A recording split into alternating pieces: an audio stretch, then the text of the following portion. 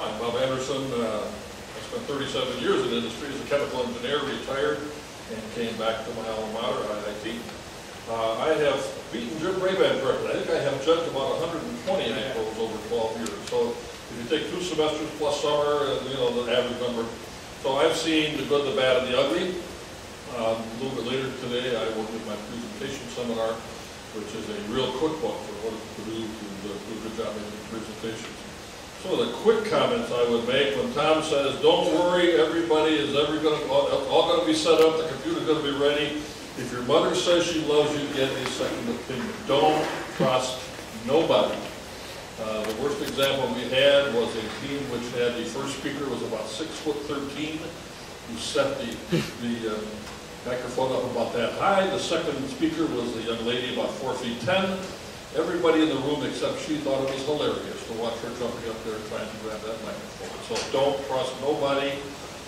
Jim probably, when his team set the record, they finished the presentation at 1 a.m., came in with 7 different CDs, each with a different format of PowerPoint, therefore showing every combination of red on purple, red on blue, yellow on purple, and so forth, all of the impossible to see color combinations. With most title slides, the titles drop down over the body of these things and so forth. So people learn the lessons hard way. Be prepared to answer questions. Decide ahead of time who's going to answer the questions.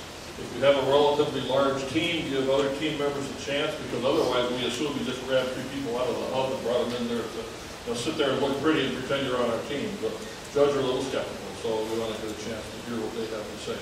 For God's sake, don't argue with each other. We had that happen one time. Make sure you define things. One of the best presentations we ever saw was about phlebotomy, except for one thing. Everybody here know what phlebotomy is? 2 of you do, 3 of you do, okay? Well, we had 4 judges, none of them knew what phlebotomy was. So at the end of the presentation, we asked, and the team leader gave a wonderful explanation of it, but by that time, we had not paid any attention to the presentation. We were all whispering up and down the judge's table, what in the devil is phlebotomy? For those of you great unwashed, it means the art of taking blood out of your body for analytical purposes, like we do in a hospital physical. And they had a really nice technology to reduce the strain, pain, and anxiety of that procedure. So a couple of little guidelines. I'll give you some more specific when I talk about the specific presentation.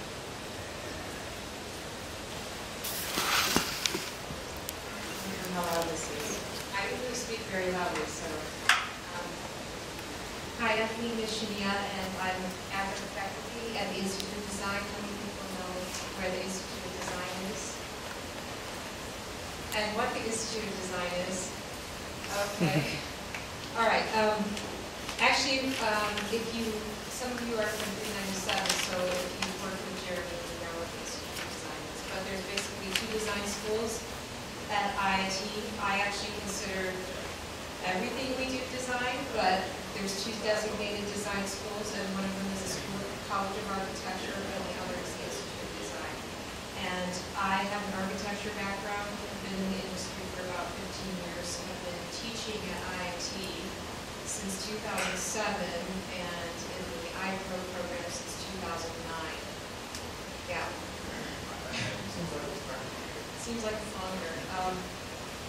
So yeah, I think Jim made that comment because my very first IPRO was co-teaching with Jim, and I honestly had no idea what IPRO was. I actually flew in from LA about 2 weeks after IPRO started, and Jim helped me figure out what IPRO was. So he certainly shouldn't call me an expert, but it's, you know, I would say that, you know, IPRO has always been twofold when we're looking at, you know, the way that I look at it from a, you know, the pedagogy of IPRO. And, you know, there's a project, right? So it's the interprofessional projects program. And there's a project that sometimes I believe is almost a proxy to teach you the other half, which is that idea of professionalism. I like using the word professional more than real world because I think all of you are real. I think you know, sitting next to me is real. I think he's going to feel it. So I don't really like that term.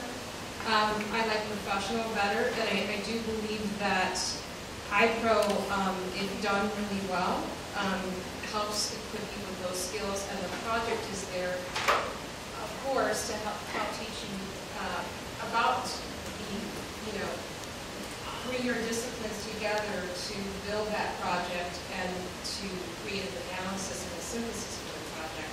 But it's also there to equip you with those professional skills. So I may be stating the obvious, but that's the way I look at IPRO. I didn't know who wanted to start, but who wanted to start, but whoever wants to start. Go ahead. Good time, so it's kind of the do's and don'ts, right? Okay, I've got about 72 do's and don'ts here, so I'm not going to go through them all. I'll go through my pet moments. Okay, everyone uses the title, right? On the slide, those titles should mean something. There should be a clear takeaway. If I read nothing else on that slide, the title should say something. For example, you can have a title, graph that says temperature versus yield. Is that a takeaway? No. Yield increases by a factor of 4 over every 10 degrees centigrade. Okay? If that were true, that would be the takeaway. And guess what about all of the other words on that slide? They should support that takeaway. Should not be extraneous. Should not talk about other issues. The takeaway and the words below it should be compatible. Practice, practice, practice. Okay? Nobody is a natural public speaker, even Obama. Okay? Everyone has to learn, and you learn through practice. The more you go over your presentation, the more you'll have the right words to use, and the more comfortable you'll be. Bob kind of mentioned this, but he never says enough about it. Don't assume the audience knows as much as you do. They don't know the acronyms, they don't know the terminology. You can throw up an equation, they won't know what it means. You don't have time to describe it to them. So you've got to present a story simple enough that they can follow from slide 1 to slide 12. Make sure, I don't want to take some of Bob's time here because we generally have the same kind of guidance, but I'll say one more thing. Make sure that in your accomplishment area, you talk not about activities, because activities are not accomplishments. I studied the issue. We studied the issue. That's not an accomplishment. If you study it for 10 minutes, 15 hours, it doesn't matter. It's not an accomplishment. An accomplishment is related to an outcome. We found that, blah, blah, blah, blah. So many times, how many times have you heard a fellow student, you would never do this yourself, of course, but how many times have you heard one of your peers go up to a teacher and say, I should have gotten an A, I studied all night. Well, he got a 62 on the test. That's the accomplishment. The activity is studying all night. Meaningless. I think I'll stop with that. I could go on for another 60 of these, but they get pretty boring. Okay? I'll probably mention several of them as you. I think you're giving the presentation. That'd be news to me. I think Bob. Oh, only Bob. Well then I'll correct Bob, and we'll use his presentation as an example. I'd like to add just a couple of things to what Myron said. First of all, you guys are going to have a microphone available to you, and you really should use it. Everybody thinks that they can project really well, but then you get in an environment where it's a big room, there's noise, a lot of background noise, there might be some people, out in the hallway talking. And the last thing the judges want and the audience want is not to be able to hear what you're saying. So, don't be ashamed. In fact, I encourage everybody to use the microphone. There was a great example today, actually, of this headline concept, that the title really should have a takeaway in it. And we gave a presentation on IPRO 397 to the faculty committee today. And Jeremy Alexis, who teaches in the program and is, I think, I want to say the associate dean or assistant dean of the Institute of Design, he had a slide which the headline was, IPRO 397 is hard. That was the slide. And all the messages after that were why it's hard. Really a big impact. Simple title, but it had an impact and it was a statement. That was really relevant. The other thing is that Myron mentioned is practice, practice, practice. And you want to practice until you can kill the note cards, right? Everybody says, well, I'll just have them there as a crutch, but that's the problem. They are a crutch. And you will note that when you get up there at the podium on IPRO Day, it's going to be a computer sitting there. So you might be able to deposit your notes on top of the keys there, but there's not likely to be a whole lot of room for them. So you want to get good enough where you can kill the notes. You also want to practice until effectively you're bored with yourself. You start to say, this has got to be one of the most boring presentations to listen to. When you reach that point, you've practiced probably enough. And then the other thing that I would suggest, and it would help you eliminate some of the ums and the ahs and all these sort of what I call loose transition words, where you're slurring sentences together, is that when you practice, you actually have your slides up in front of you. You've heard the old expression, talk to the mirror and so forth, but actually stand up and talk to the mirror. Have your slides projected there so that you can work on the transition between slide to slide, that you can get the connection between what's on the slide and what you want to say. But actually verbalize it. Really say the words.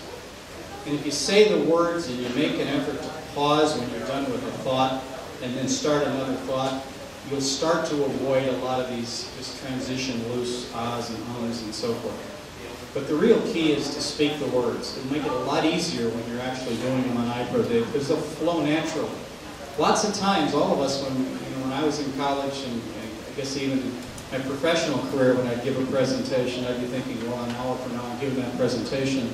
And mentally I'd be running through it in my head, but it's not the same thing. I might be able to memorize some of the things I want to say, but it doesn't come out in a nice fluid fashion. So actually speak the words. And if you can get your whole team together, all the better. They can give you input on what works, what doesn't work, whether you're disconnected with what's on the slide, whether your story is good. And by the way, since some of your team members may not have the real full grasp of what the whole IPRO is about, they may actually learn something by listening to the other speakers on the team who might be from other subgroups or working in different areas, which is going to be important on IPRO Day when a judge comes by and looks at you, Christelle, and says, tell me about your project, and they expect you to take it from point 1 to end of the